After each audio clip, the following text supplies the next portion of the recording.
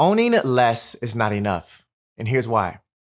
Let's say this glass is you, and this water represents all of the clutter that is consuming your life.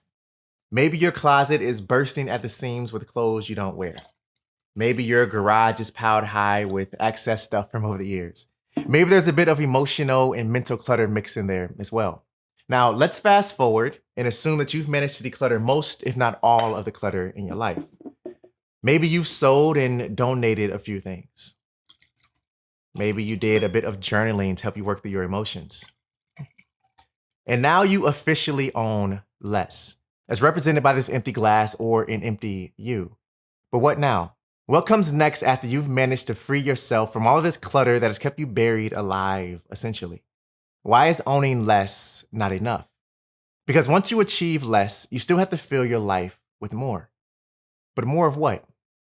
And that, my friend, is the magic question.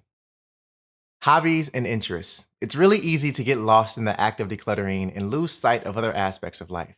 I'm sure as you were going through your decluttering process, and maybe you're still going through that process now, you put many of your hobbies and interests on hold. Maybe you told yourself, if only I had more time or more space, more money even, then I'll be able to do the things I want to do. Well, now that you own less, your time is no longer taken up with managing an excessive amount of things. Your space is not cluttered, and in theory, you should be more in control of your money because you're not paying for subscriptions and other things you don't need, which means you can travel more or host a game night with family and friends if that's your thing, without feeling like you have to close all your doors in an effort to hide your clutter. Personal connections. We all desire to be connected. We want a sense of belonging to a like-minded group of people, which adds value to our life. This also extends to romantic relationships we develop as well. See, lacking community and personal connections in your life can bring on loneliness and feelings of void, which many of us try to fill with stuff we buy, but soon realize that it doesn't really work.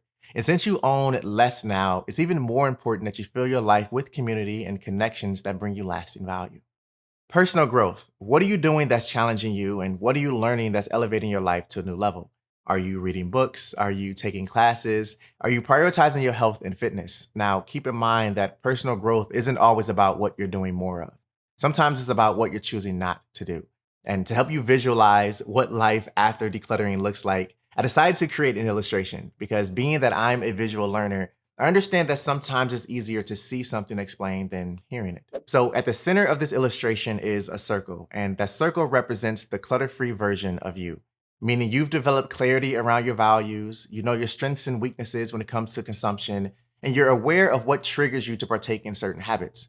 I'll call this a deeper understanding of self.